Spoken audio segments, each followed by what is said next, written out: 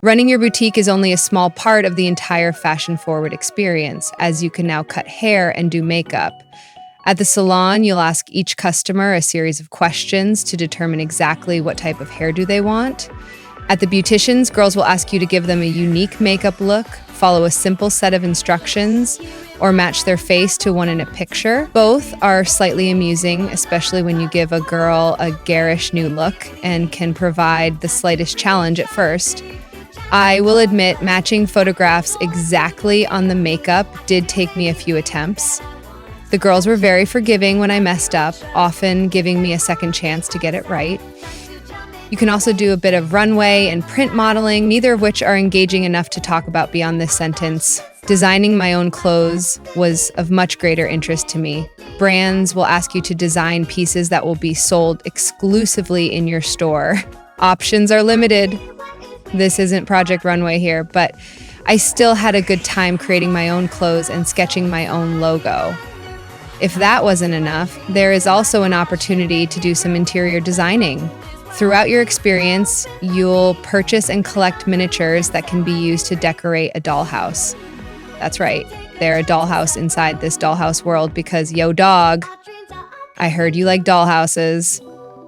Once you decorate a room, it's recreated in a larger size for people in the city to visit and gush over. With so many features, Style Savvy Fashion Forward is easily the most content-rich game in the series. Why, I ask myself, am I so quickly bored by it then?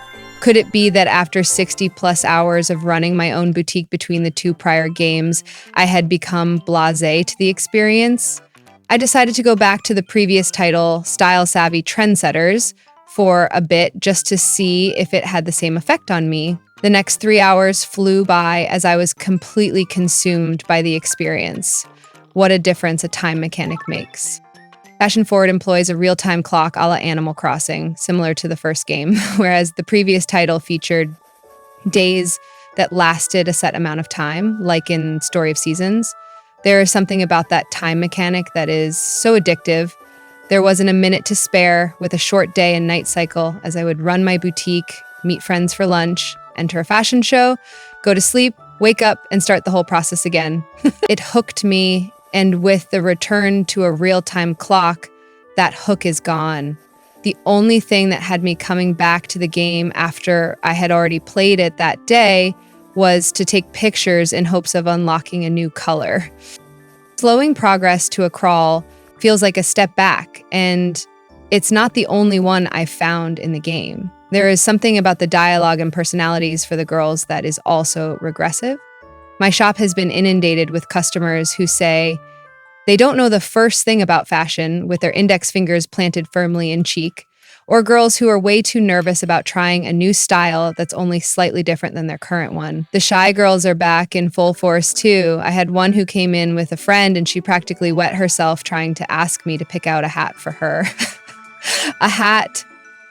Did I mention the North American localization is just a straight up port of the UK version? Pants are called trousers. The letter U is in a bunch of words it doesn't belong in. People talk about their friends from secondary school, and bangs are referred to as fringe. That last point really threw me for a loop during my sessions at the salon, leading me to retry a few haircuts. It was my own stupid fault, as every concept in the game can easily be explained through the in-game encyclopedia. Let's be real, unless Nintendo and DNA take this series to mobile, this is probably the last Style Savvy game we're going to get. If Style Savvy Fashion Forward is the franchise's last hurrah, it certainly doesn't go out on a low note, as it has the best fashion and is filled to the brim with stuff to do. But readjusting to a real-time clock means changing the way I enjoy this series, and without the addictive draw of a short day and night cycle, I don't see this game taking dozens of hours of my time as past entries have done.